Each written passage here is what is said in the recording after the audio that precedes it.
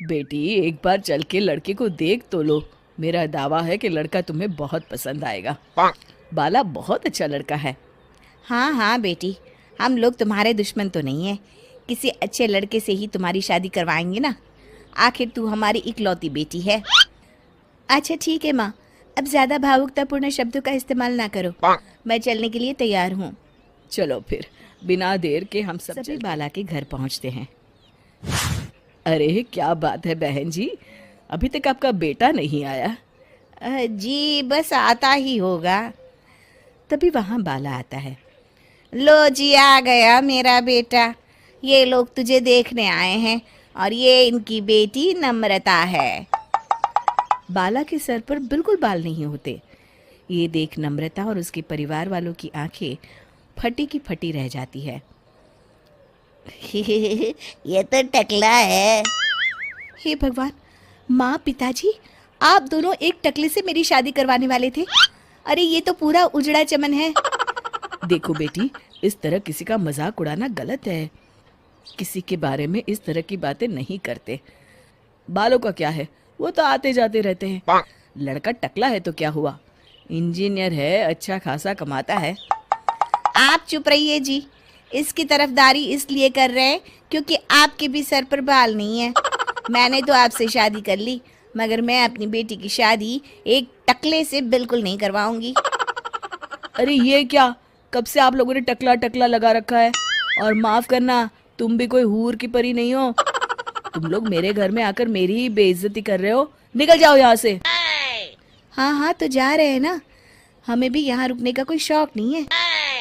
नम्रता और उसके परिवार वाले उठकर वहां से जाने लगते हैं।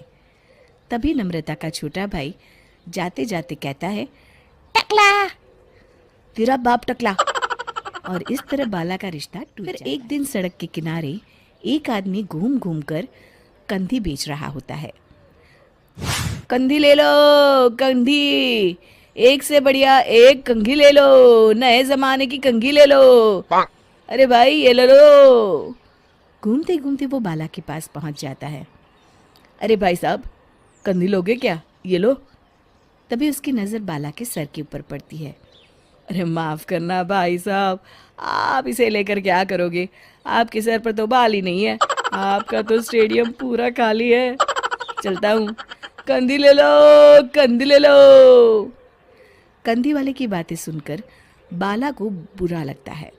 उस समय बाला को ऐसा महसूस होता है कि उसके लिए दुनिया में सबसे कीमती कोई चीज़ अगर है तो वो सिर्फ बाल है। बाला सड़क पर चलते हुए लोगों के बाल बड़े गौर से देखता है। चलते चलते बाला एक मंदिर के पास पहुंच जाता है। हे भगवान, तुमने ये मेरे साथ क्या किया? थोड़े से बाल अगर मुझे दे देते तो तुम्हारा क्या चला जाता? सारी दुनिया मेरा मजाक उड़ाती है। अरे भाई, आज पहला इंसान देख रहा हूँ जो मंदिर आकर भगवान से अपने लिए बाल मांग रहा है। बेटा, भगवान ने तुम्हें सब कुछ तो दिया है, अच्छी सेहत है, अच्छी नौकरी है।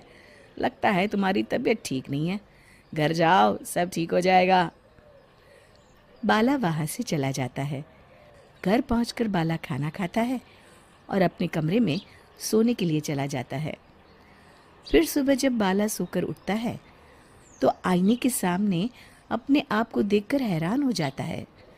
बाला के सर पर एकदम घने बाल आ जाते हैं। बाला खुशी से झूम उठता है। अरे ये तो चमत्कार हो गया, मेरे सर पर बाल आ गए। लेकिन ये हुआ कैसे? दोस्तों, अगर आप इस कहानी का दूसरा भाग देखना चाहते हैं तो हमें कमेंट करके ज़रूर बताएं।